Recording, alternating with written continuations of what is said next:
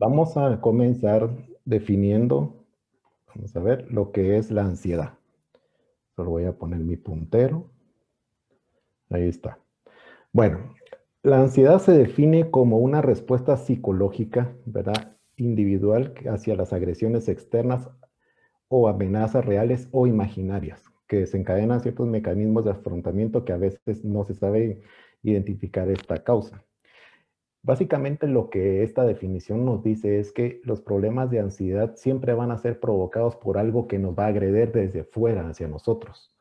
Cuando esto sucede, muchas veces la persona, el típico caso, ustedes van caminando por la calle y van distraídos y todo, y de repente aparece un pitbull ladrándoles enfrente de ustedes. Lo primero que hacen es quedarse quietos, pueden que entren en una sensación extraña, que se empiezan a subir las palpitaciones, se empiezan a sudar, se quedan paralizados, y todo eso tiene una explicación científica. Pero aquí tenemos que hacer una distinción muy importante, y es que a veces esos cuadros de ansiedad, por los mecanismos que el cuerpo desarrolla para manejar esto o que lo produce, sirve para que enfrentemos una situación o nos permita salvar la vida. Entonces, hasta cierto punto, esta em, reacción que tenemos sobre nuestro cuerpo nos va a salvar la vida o nos va a motivar para enfrentar una situación. Pero el problema es cuando estos mecanismos son incontrolables y la persona, porque le pasa una mosca, entra en un ataque de pánico, y ahí es donde viene el problema, ¿verdad? Y eso es lo que veremos aquí. Y muchas veces el problema de la ansiedad, a veces es más imaginario que real. Y ese es donde los problemas se cuatriplican, porque ustedes saben que la mente es muy poderosa y nos hace así como nos puede ayudar a evolucionar, a salir adelante, también lo que pensamos, eso es lo que nos va a provocar también un deterioro, ¿verdad? O nos va a jugar una mala pasada. Entonces, cuando hablamos de los trastornos de ansiedad, tenemos aquí varios ejemplos de cómo es que se divide cómo se clasifica la ansiedad.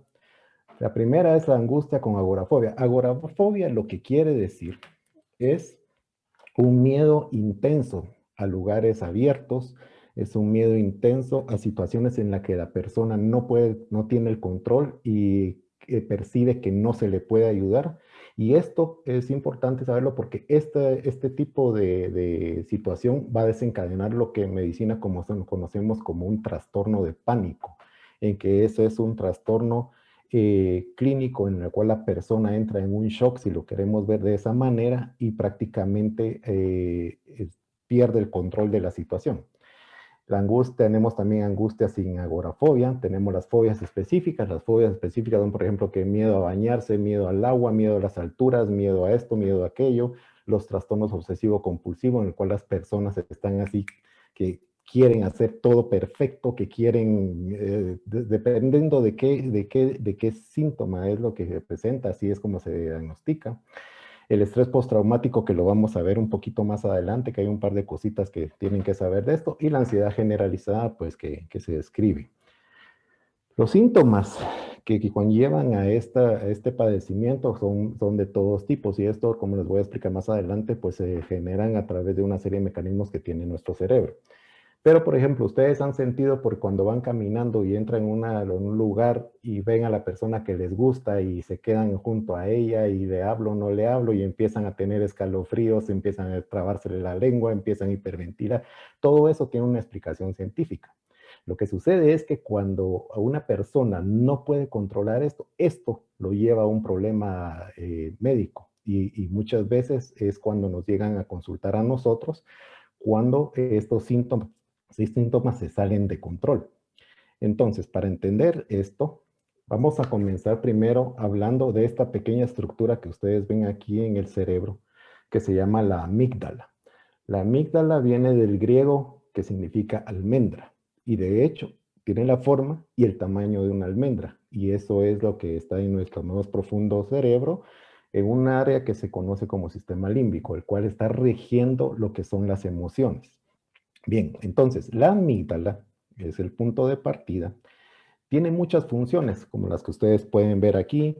Tiene efectos autonómicos, dar una respuesta orientativa, tiene que ver mucho por respuestas de activación, la ingesta de comida, actividad sexual, motora, pero principalmente tiene que ver mucho con el comportamiento emocional de una persona. Ahí es donde se inicia todo este proceso del que estamos hablando. Entonces, como les decía, desde este punto de partida de la amígdala, que está ahí justo en el centro del cerebro, ahí hay múltiples conexiones a diferentes áreas del cerebro que todas al integrarse nos van a dar la reacción que acabamos de ver. Aquí les pongo el ejemplo donde ven todas estas áreas que están íntimamente relacionadas con la amígdala y a través de conexiones neurológicas vamos a tener conexiones hacia el estriado, a los núcleos trigeminal, parabranquial, el núcleo del vago y el hipotálamo. Y estos van a desencadenar, cuando la amígdala los activas, van a desencadenar una serie de procesos fisiológicos que lo vamos a ver aquí. Ejemplo, ustedes van y se encuentran al pitbull. Y entonces viene la amígdala, dispara la señal hacia el estriado y dice, bueno, ¿le entramos o no le entramos? Entonces nos quedamos ahí en una milésima de segundo, o me doy la vuelta o pateo al perro, ¿verdad? Entonces es el estriado el responsable de darnos esta sensación de que ¿qué es? O nos vamos o nos quedamos. El núcleo trigeminal y el núcleo facial son unos núcleos que dan origen a unos nervios que van hacia la cara y estos automáticamente al estimularse por esta situación a través de la amígdala nos da la expresión de miedo que siente la persona. Por ejemplo, cuando ustedes han visto una persona que tiene un cuadro de angustia, un cuadro de que está asustada y todo, ven cómo se le desencaja la cara. Este es el responsable a través de esta conexión de cómo esas expresiones se van dando. Cuando también ven a una persona que está tremendamente asustada, notan que ella está hiperventilando, está respirando completamente una respiración corta y seguida. Esto es a través del núcleo parapancreas que también está regido por la amígdala. El núcleo dorsal del vago también es otro núcleo muy importante porque esto es cuando, por ejemplo, les pegan un susto de muerte y se orinan. Estas son las conexiones que los llevan, ya sea a aumentar la frecuencia urinaria o la frecuencia defecatoria en una persona que está bajo una emoción muy fuerte. Y el hipotálamo, pues, es lo que nos va a dar aquella sensación de taquicardia, que se nos sube la presión, se nos para el pelo, se nos dilata en la pupila, empieza uno a sudar. Todo esto, si tomamos todo esto en conjunto, al final vamos a regresar de que si le entramos o no le entramos. Porque todo esto nos va a preparar o el cuerpo lo va a preparar para afrontar la situación o retirarse, siempre en aras de la supervivencia. Pero el problema es cuando esto se mantiene constantemente y ahí es donde viene el verdadero problema. Tenemos que diferenciar lo que es el estrés de lo que es la ansiedad. Son dos cosas diferentes. El estrés lo podemos definir como una reacción cuando el individuo está amenazado por factores del ambiente. Hay ciertas cosas en el ambiente que lo atacan a él, a los que se denomina agentes estresores. Y esto prácticamente es para prepararlo a la acción, lucha o huida. Y todos en nuestra vida hemos tenido cierto grado de estrés. Laboral, sentimental, económico. Entonces, todo eso nos hace que nuestro cuerpo vaya generando ciertas reacciones fisiológicas para prepararnos a enfrentar esta emoción o tomar una decisión de retirada, etc. Entonces, el estrés constantemente lo vivimos todos los días, desde que salimos de la casa, nos metemos en el carro, vamos manejando hasta llegar a la oficina, etcétera, etcétera. Pero esto también nos puede jugar una mala pasada, ¿verdad? Entonces, hay un libro muy bueno que se los pongo aquí, que sugiero que lo apunten y si lo pueden conseguir, léanlo, porque explica mucho de estas situaciones, cómo nos afectan la forma de pensar en nuestro cuerpo para desencadenar cierto tipo de patologías. Es un libro bien, bien interesante, escrito por el doctor Don Colbert, lo recomiendo mucho, lo leo para aplicarlo con mis pacientes, la verdad es que es muy, muy bueno. Él habla sobre lo que es la adrenalina. Recordemos que la adrenalina es una hormona que es producida por nuestro cuerpo cuando hay una situación de una emoción fuerte. Y la adrenalina nos va a preparar, así como el cortisol, que es un esteroide también producido por nuestro cuerpo, nos va a preparar para una reacción. Entonces, ¿qué es lo que pasa con esta hormona? Cuando tenemos unos altos niveles, entonces es cuando ustedes dicen, hoy me siento fuerte, me siento envalentonado y todo eso es el efecto de la adrenalina sobre el cuerpo. Cuando estas dos actúan en concubernio cuando hay una situación, los preparan para darnos una reacción contra el factor que nos está estimulando. Y entonces ustedes, por ejemplo, han notado cuando están en una situación así de estrés, que sienten que están así como que le vamos a hacer frente y todo, resuelven la situación y luego les viene un descanso hasta que les entra sueño. Pues esto es los picos que hacen estas hormonas en una reacción al peligro, y después va acompañada de una sensación de relajación donde uno hasta hace un suspiro para decir, bueno, ya lo resolví, ¿verdad? El problema de esto es cuando estos niveles se mantienen constantemente fluyendo en el cuerpo, porque ahí es donde el estrés es malo. Y entonces, ¿qué es lo que sucede? Estos efectos en el cuerpo hace que tengamos cambios a largo plazo fisiológicos que nos va a llevar a lo que son los aumentos de la presión arterial, los aumentos del ritmo cardíaco, aumentos de nivel de la glucosa y los niveles de los triglicéridos, y todo esto está interrelacionado. Todo esto está interrelacionado porque a la larga las mismas hormonas que nos van a salvar son las mismas hormonas que nos van a matar a largo plazo si no controlamos el estrés. Por eso es bien importante, y eso lo he mencionado yo en otra charla. ¿Recuerdan la charla de oxidación donde decía que uno de formas de mantener esto es haciendo ejercicio, comiendo bien y mantener una vida cero estrés? ¿Por qué? Porque como explica el doctor Colbert en su libro, cuando se manejan flujos muy altos de adrenalina y cortisol, nos hace cambios fisiológicos en nuestro cuerpo que a la larga nos van a llevar a tener patologías que si no se controlan en su momento nos pueden llevar a un triste desenlace. Entonces, esto todo junto nos va a hacer una oxidación de nuestro cuerpo. Y esto es lo que nos va a ir deteriorando, deteriorando, deteriorando. Y al final, pues, pagamos alta la factura cuando no cambiamos el estilo de vida. Bien, entonces, ¿cómo actúa el CBD en estas situaciones, especialmente en la ansiedad? Bien, estos estudios que encontré del año pasado nos habla que el CBD actúa en 65 objetivos diferentes. Aquí les pongo este ejemplo donde ustedes pueden ver que tenemos la parte del sistema endocannabinoide, tenemos otra cantidad de receptores en los cuales el CBD va a tener cierta función. Y este estudio nos evidencia que el CBD induce una respuesta fisiológica a través de este receptor, que es el 5-HT, que es el receptor que libera serotonina, que es un neurotransmisor y que está implicado en ciertos aspectos de lo que es la ansiedad. Entonces, el CBD, al actuar sobre este receptor, y específicamente dentro de la amígdala, es lo que va a hacer los cambios que vamos a experimentar en una persona que empieza a tomar el suplemento para controlar este tipo de padecimiento. Entonces, este otro artículo nos menciona que el CBD, y esto fue también del año pasado, se hizo un estudio con unos trazadores para ver la función en radiología de la amígdala, para ver cómo se comportaba en el momento de usar el CBD en ella, y se demostró que hay una disminución de la activación. Entonces, el CBD aquí lo que hace es bajarle el tono a lo que es la amígdala. Como vimos anteriormente, la amígdala es el punto de partida, por eso les digo, ojo con esto. La amígdala es el punto de partida de todo esto.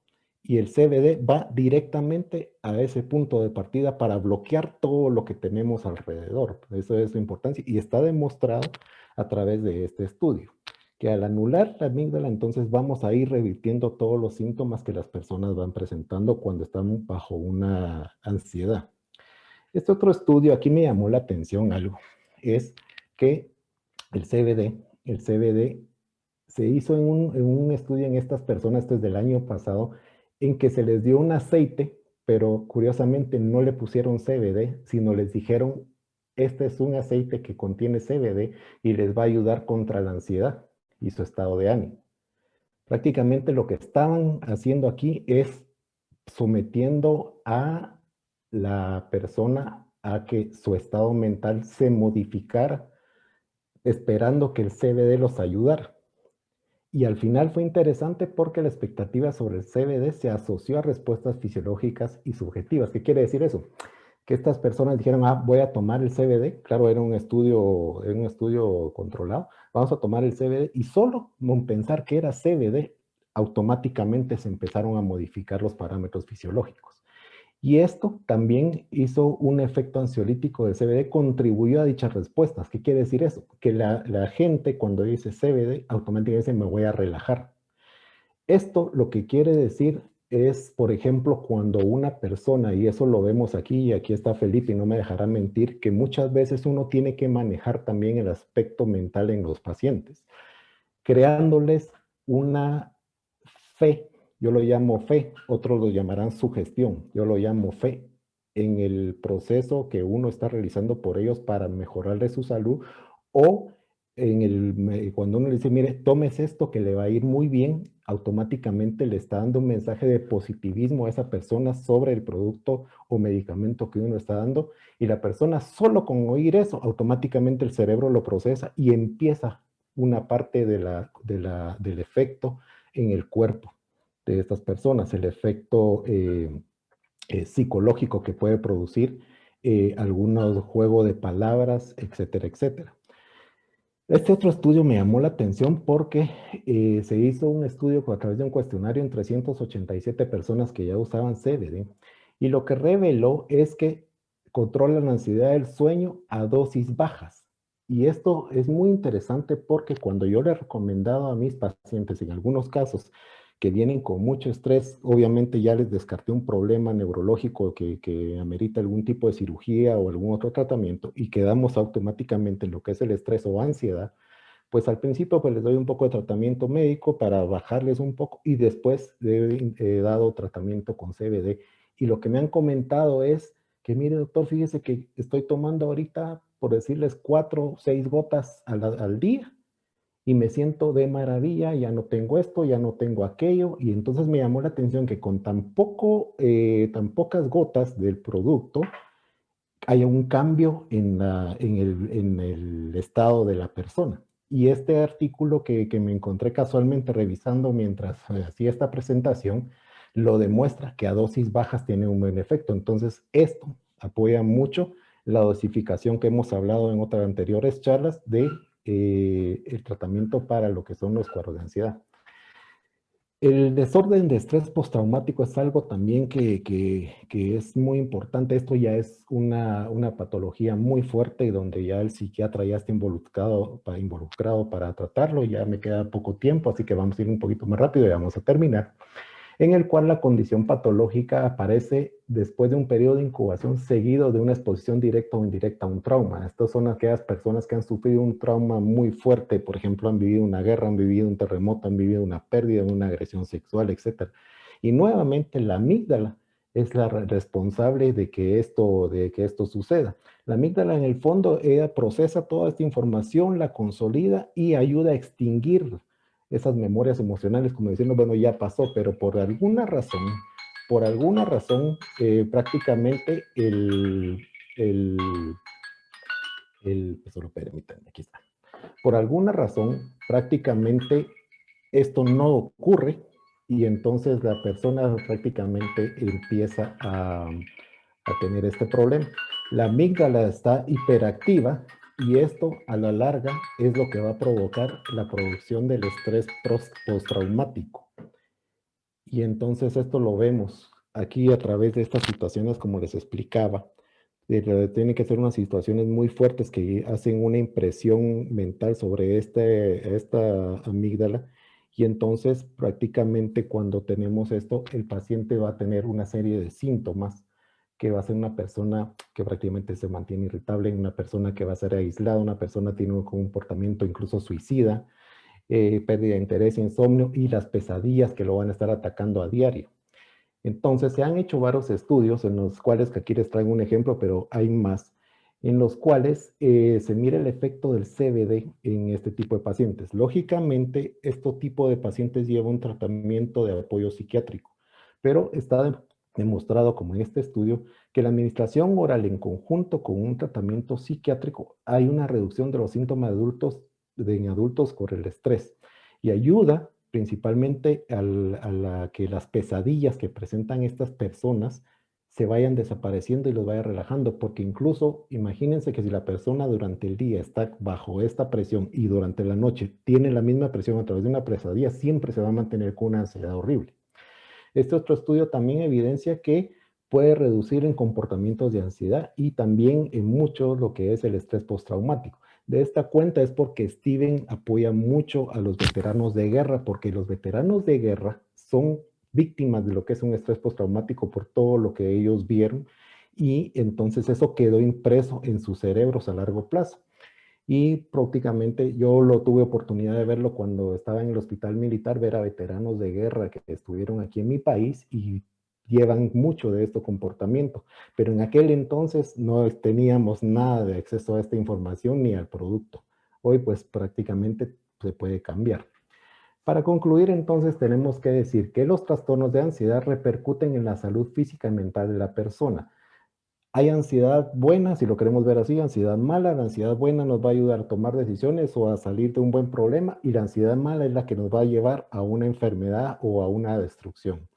El CBD actúa a nivel de la amígdala cerebral para controlar la ansiedad.